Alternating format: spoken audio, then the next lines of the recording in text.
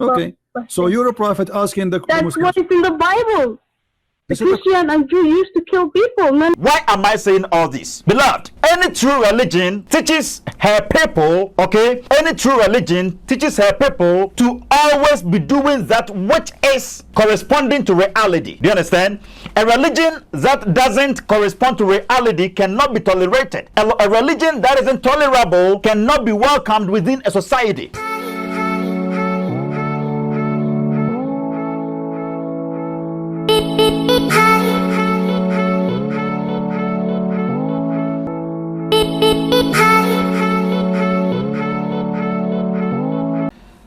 Any act of victimization is criminalized under any great law of a country or any constitution of a country. Constitution is simply, or in simple terms, is the great law of a country, the law that governs everything that goes on in the country.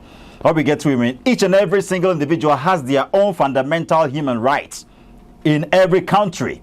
Every civilian has their own fundamental human rights. Okay, your fundamental human right tells you to walk freely, talk freely, and blah blah blah. How we get to it, that is exactly what we term as democracy. You see, in Chi is Kabiba Min Kebi.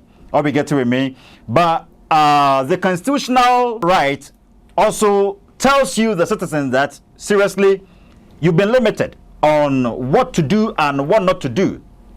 Though you have access to everything, you can try your possible best to do whatever you want to do in this reality.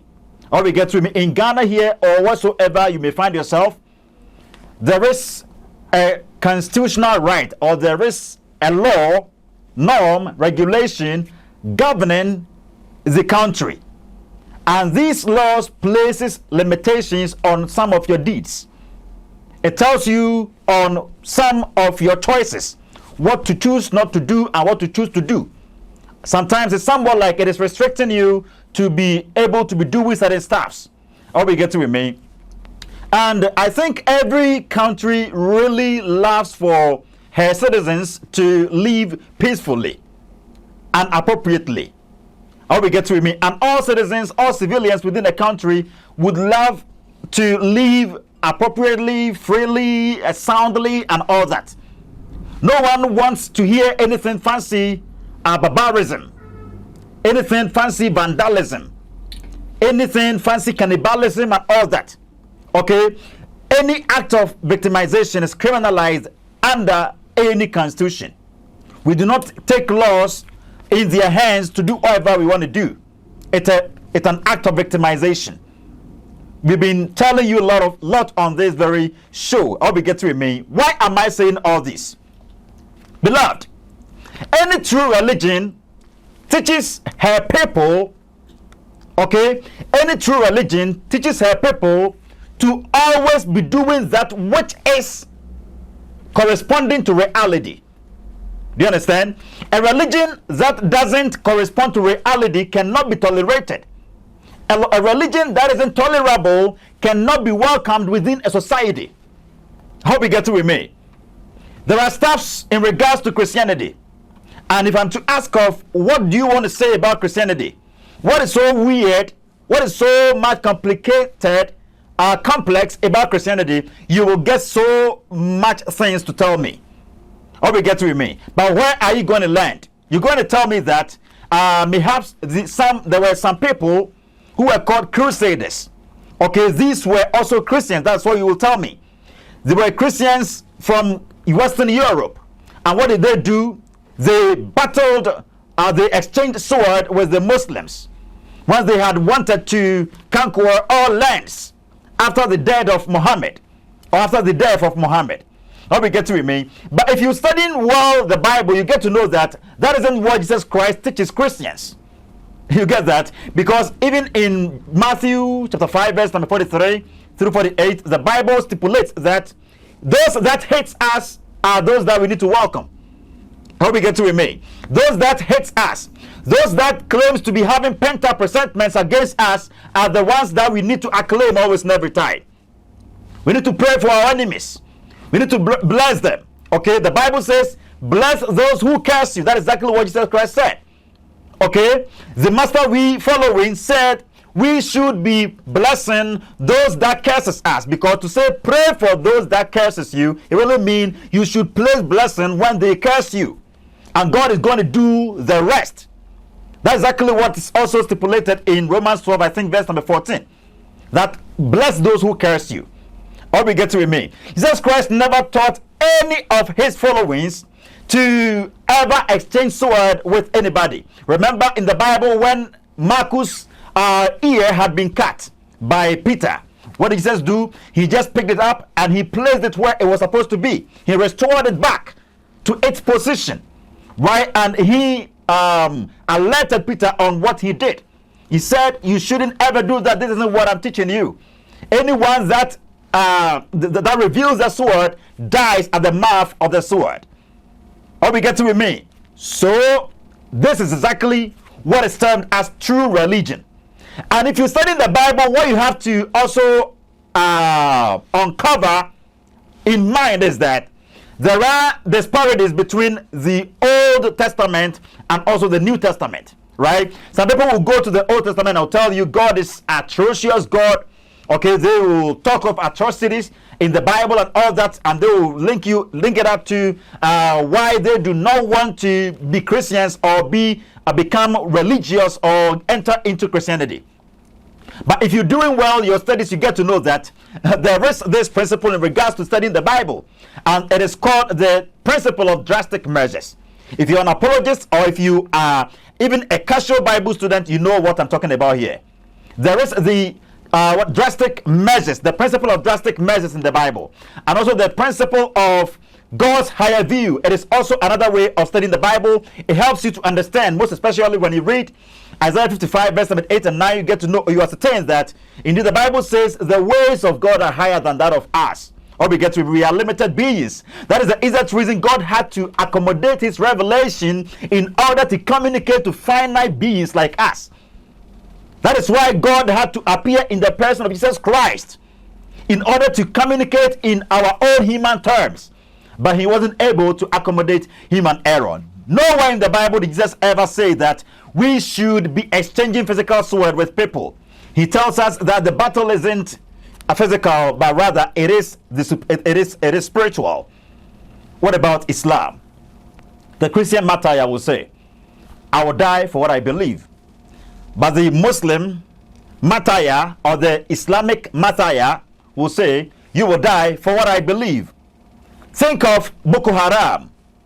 Think of Al-Shabaab, Al-Qaeda, Taliban, okay, ISIS. Think of all these ones. What did Osama bin Laden say to his brothers, the Arabians, when they had signed a peaceful treaty with America? Osama bin Laden alerted them on the idea that they were cowards. They should have pointed it out to the Americans ostensibly that Islam do not tolerate anybody as a friend if they do not bow down to Allah. That's exactly what Osama bin Laden alerted the Arabians, the Saudis on or off. How we get to remain? Okay, this is a dialogue that went on between a Christian prince and a Muslim woman. How we get to remain? So seriously, the discussion is about what Muhammad stipulated in the Quran, alerting his addressees, alerting his ummah, his Islamic community on the idea that they should be pursuing anybody, most especially the Christians and the Jews, if they do not want to submit to Allah, they do not want to accept Islam, they should kill them wherever they find them.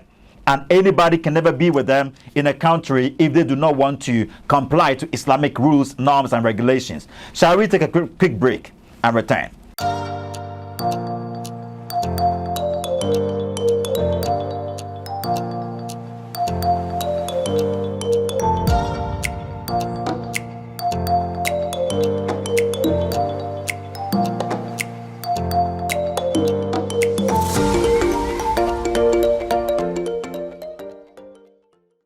You're welcome back, beloved. May God richly bless you for waiting for us. You know what?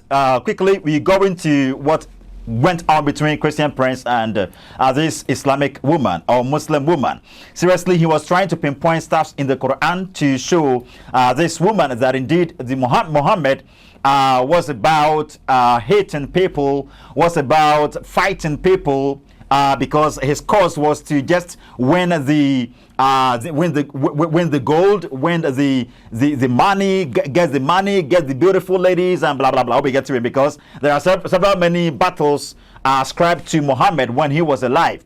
He was engaged in several many battles. I'll be getting with me. So shall we quickly go to Christian Prince? Let's hear him out. He cited Surah Tawbah, ayah 29. That is Quran chapter 9, verse number 29, where the Quran says, fight those who believe not in Allah nor the last day. Anybody that believes not in Allah, fight those people. Let's hear him out and return. This is the Quran. This is the Quran. This is the verse.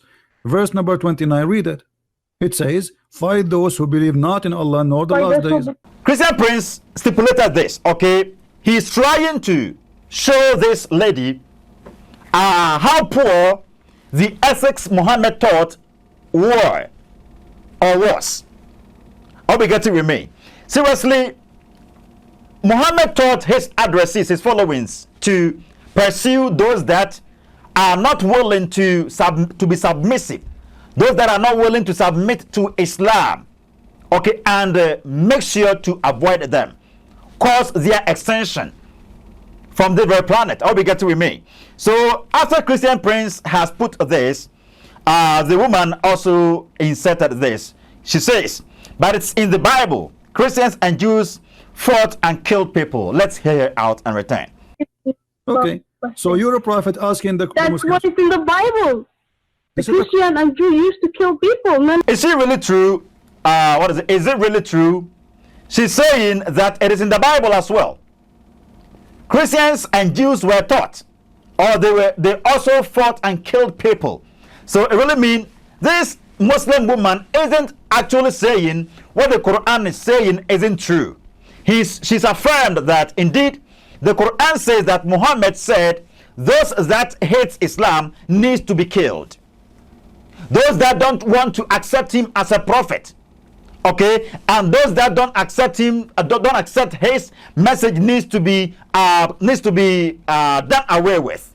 She didn't abnegate this idea, so she really, in a way, endorses what Christian Prince asserted. I'll be getting to him, but this is it. She's causing, or she's involving herself in a logical fallacy called Tukokwi fallacy. Okay, Tukokwi fallacy. The Kokwi logical fallacy states that it just like you saying you also. It is the you also argument. Okay, you fornicated, you did this, you did that. Yes, I did it, but you also did the same. That doesn't mean you didn't sin. How we get to with me? The fact that perhaps I also did the same doesn't mean you didn't sin. You sinned and I sinned. So what has happened right now is what we are talking about. We are addressing. So she didn't say you also did it. So therefore, it is an approval that you can do it. No. It's a Tukokwi argument. Okay, it's a logical fallacy. Okay, so she said that what is it? It is in the Bible. Christians and Jews fought and killed people. Well, I think she's perhaps going to reference those biblical passages where you get to know that God has splitted the ground and God slitted the ground and people people were put inside and he just slammed it. Or we get to with me, or perhaps those places where you get to know that people were being killed and even people were burned alive and all that. Or we get to with me, perhaps that is exactly what she's trying to pinpoint in the Bible. But that is exactly what I told you. Whenever a man is punishing a man, okay, it is different from God himself punishing a man. Listen up over here. The logic Muslims do display isn't good because you know what? In the Bible, talking of those drastic measures of God, you see God himself, the creator himself, punishing people. How we get you get it with me? You see God himself punishing people. But here it isn't Allah himself. It is Muslims who has been poised, who has been given something within them, within their thoughts, within their thinking, that perhaps these ones are never real because they do not accept our religion. Therefore, you need to oust them out of the land. You need to kill them. Or we get with me. So it isn't Allah himself causing something, but rather Muslims okay, who has been influenced by the teachings of Muhammad, and what they are doing at the epitome of what the prophet did. How we get to me? So what the lady is referencing over here is different from what Islam does or Islam teaches. How we get to me? And again, if we proceeding, Christian Prince asks, okay, he says, nowhere in the Bible did Jesus say, go and kill people. Can you show me? You see, so he puts this question to the Muslim woman. Where in the Bible did Jesus ever say that go and kill people? What did Jesus ever tell Christians, his followers to go and do physical fighting and all that? He never concurred that idea. How we get to him? He never did that. He never told anybody to be engaged in physical fight with people. Okay, to curse people and to do blah blah blah. No. He didn't say that. How we get to remain? So Christian Prince put this question. Let's hear him out and return. Of those who, No, where Jesus says go and kill people. Can you show me where? Well, when he asked this question, the Muslim woman also asserts it's in history. Okay, that's what's inside history. Let's hear it out and return. That's what's inside the history of Islam. No. Well, history records that there were these so-called Christians from Western Europe with appellation Crusaders. Okay, and I've informed you of who the Crusaders were. They were not Christians.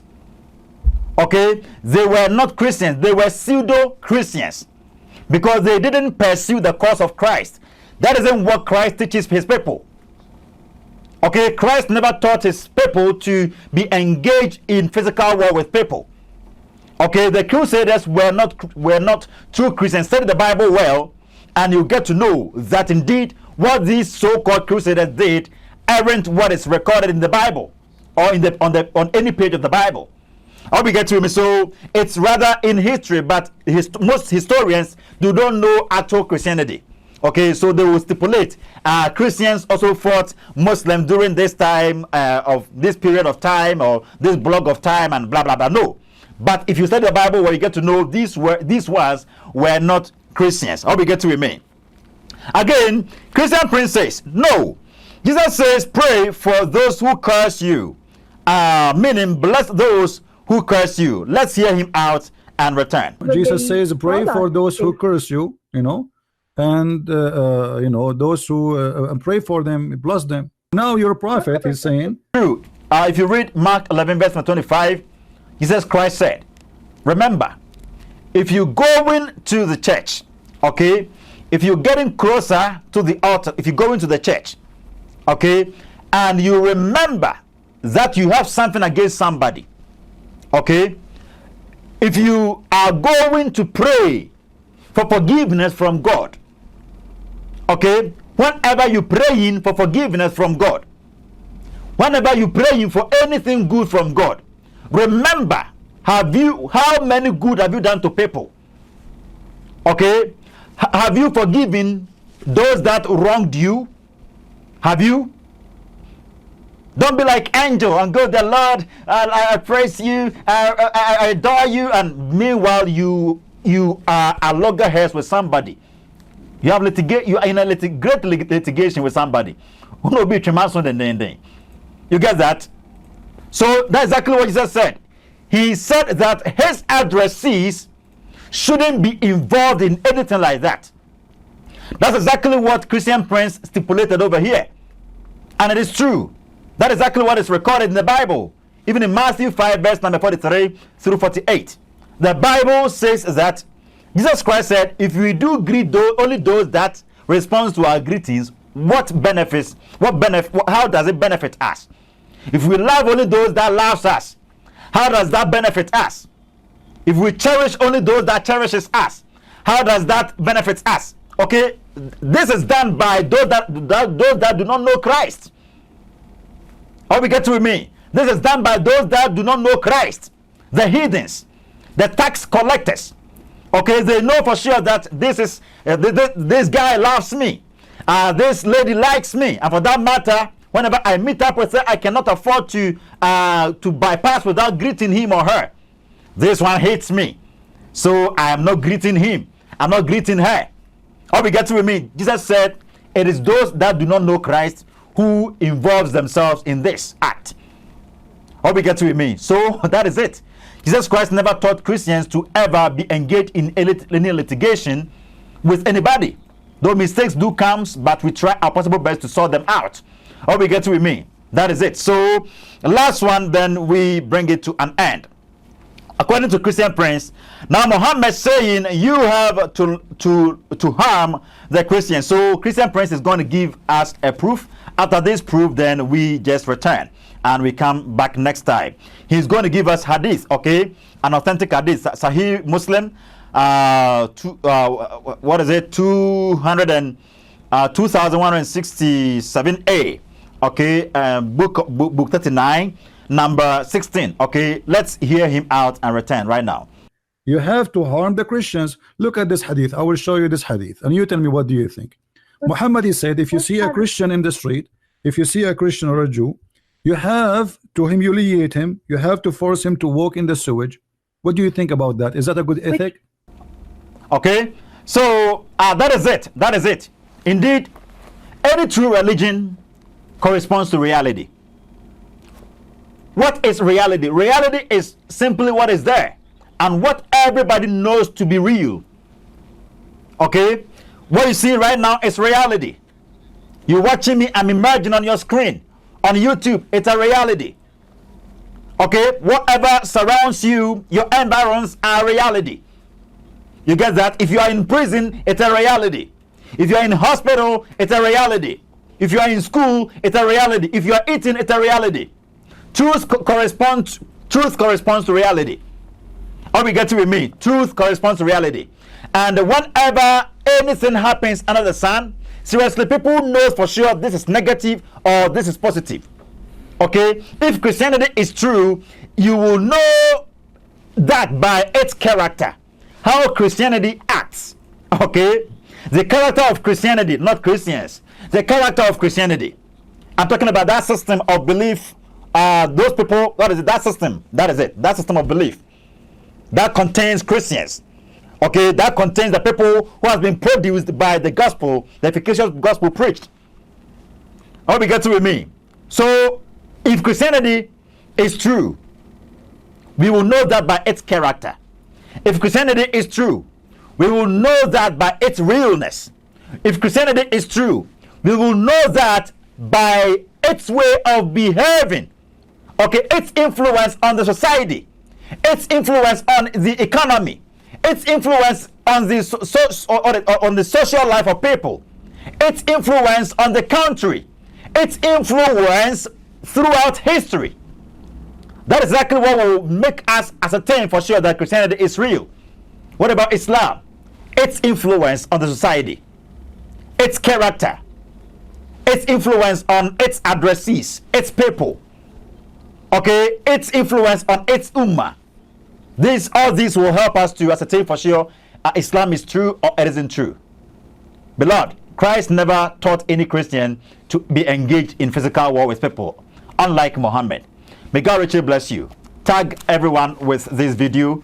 Make sure to spread it for us. A shout outs to you, Grace Wadie, and also shout outs to you, Uncle Sam of Toronto, Canada, Ghana House. Shout outs to you, Mom Esther Enim, that is Samuel Asamoah of Canada, Toronto, Canada, and also Mr. Williams Pasti and Mr. Daniel Damkwasenshen of Palermo, Church of Christ, Italy. May God richly bless you all. And also shout outs to you, Brother Nimaku Joseph Jr. and Senior of Hensine, Lake Road, Church of Christ, and also to you all who support this program. Help us in sharing this program. Help us with your likes and your subscriptions and all that. Your comments are also allowed at the comment section over there. Anything that boggles your mind, you have to put them down there, and surely we're going to read them out for you. And if we are to react, surely we're going to do that. May God richly bless you. And Anaya for Vincent and Affair. Shout out to you all. Bye bye.